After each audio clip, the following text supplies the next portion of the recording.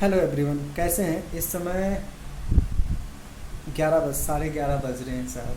और मैं इस समय स्टडी कर रहा था तो देखा कि कुछ लोगों का कमेंट्स आया था एनआई एक्ट के बारे में, जो अभी मैंने वीडियो बनाया बट अभी अपलोड नहीं किया। अभी 10-15-20 मिनट में अपलोड कर दूंगा। तो उन्होंने कहा था कि एक्चुअली क्या हुआ था उसमें। उन्होंने कहा था कि चेक बाउंस हो गया था और उसमें क्या हुआ था कि जो नोटिस डाला गया था, नोटिस डालने के तकरीबन 14 दिन के अंदर ही, जैसे हम जब लीगल नोटिस डालते हैं तो उसके 15 दिन का टाइम देना होता है।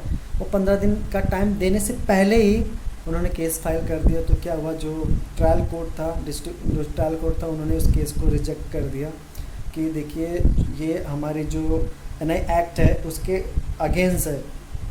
वहाँ उसमें जो रूल है, जो उसमें सेक्शन है जिसमें रूल बनाया गया है, उसके ये अगेंस्ट है, उसको फॉलो नहीं करता है। इसलिए उन्होंने इसको रिजेक्ट कर दिया। और उसके तो कहने का मतलब ये है। तो उन्होंने पूछा था क्या ऐसा हो सकता है? जी वही मैं उनको बताना चाहूँगा, ऐसा बिल्कुल हो सकता है। क्योंकि हाई कोर्ट के कई सारे ऐसे और सुप्रीम कोर्ट के ऐसे बहुत सारे केसेस पड़े हुए हैं जिसमें ऐसा होने पर केस को रिजेक्ट कर दिया गया है। तो ख़ास तौर पे अगर आप एनआई एक्ट के केसेस करते हैं तो इन सब चीज़ों का ध्यान रखें।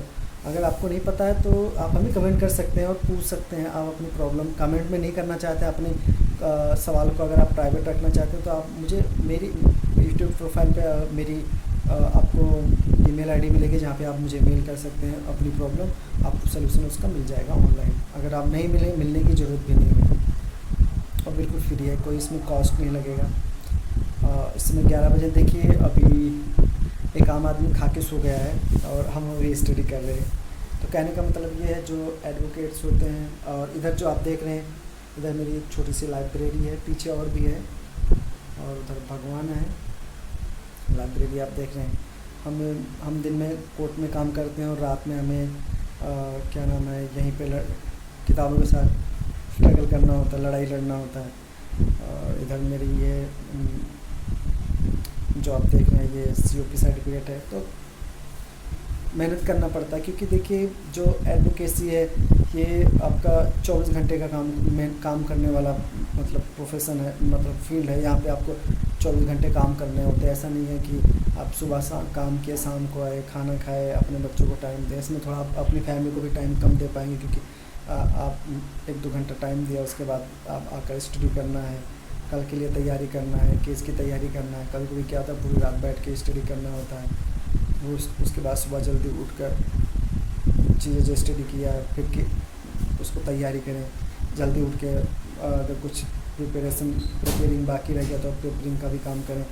बहुत सारी चीज़ें होती हैं, फाइल है, उसके बाद सारी कोई एक साथ में रखना। पता चले आप कोर्ट पहुँच गए, कुछ चीज़ें यहीं पे छूट गई, तो फिर वहाँ से घर से कोर्ट आने में भी बहुत सारी चीज़ें आपकी छूट सकती हैं। तो इन सब चीज़ों का भी ध्यान रखना पड़ता है। छोटी छोटी चीज़ें होती हैं बट ये काफ़ी इम्पोर्टेंट होती हैं।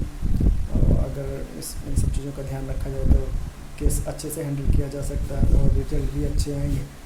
फाइल जो होती है काफ़ी साफ़ सुथरी बनाने की ज़रूरत होती है, क्योंकि अगर आपकी साफ़ सुथरी फाइल होती है तो जो जज होते हैं वो भी काफ़ी इम्प्रेस होते हैं।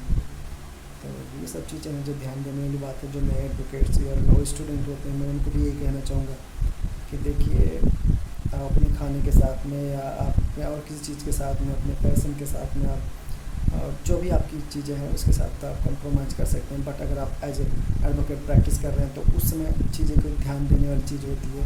मतलब उन सब चीज़ों में ध्यान देने वाली बात होती है। आप अपना केस को सारी को अच्छे से स्टडी कीजिए, ताकि जज के सामने आपको डांट ना खाना पड़े, वकील जो आपके क्लाइंट्स होते हैं उनके सामने आपको शर्मिंदा ना होना पड़े। क्योंकि इससे एक सही मैसेज जाता है उनके पास में, पॉजिटिव मैसेज जाएगा। अगर जज के सामने आप डांट खा रहे हैं, क्लाइंट के सामने जज आपको डांट रहा है या मतलब कोई उल्टा पुल्टा बोल रहा है, तो वो अलग चीज़ होता है। उससे फिर आपके रेपुटेशन और आपके जो काम होते हैं उन पर अलग प्रभाव पड़ता है। तो इन सब चीज़ों का ध्यान रखना चाहिए। अगर इन सब चीज़ों का ध्यान रखते हैं उसके बाद में आप स्टडी करते हैं और प्रैक्टिस करते हैं तो दैट इज़ गुड। और मैं एक चीज़ ये बताना चाहूँगा, जो नए एडवोकेट्स हैं जिन्होंने स्टेट बार काउंसिल में अपना इनरोलमेंट तो करवा लिया था, बट उनके लिए खुशखबरी ये है कि जो अभी नया AIB एग्ज़ाम की तैयारी हो रही है, ऑल इंडिया बार काउंसिल ने अपनी पूरी तैयारी कर लिया है और बड़ी जल्द एग्ज़ाम होने, सिलेबस आ गए हैं, उसकी वेबसाइट से आप लोग सब डाउनलोड कर सकते हैं, सिलेबस देख सकते हैं कैसे क्वेश्चन आते हैं, और कुछ पैटर्न भी चेंज हुआ है तो वो भी आप देख सकते हैं। तो इसके हिसाब से आप तैयारी कीजिए, और एग्ज़ाम आशा करते हैं जल्दी ही आ जाएगा, इधर अक्टूबर तक एग्ज़ाम हो जाना चाहिए।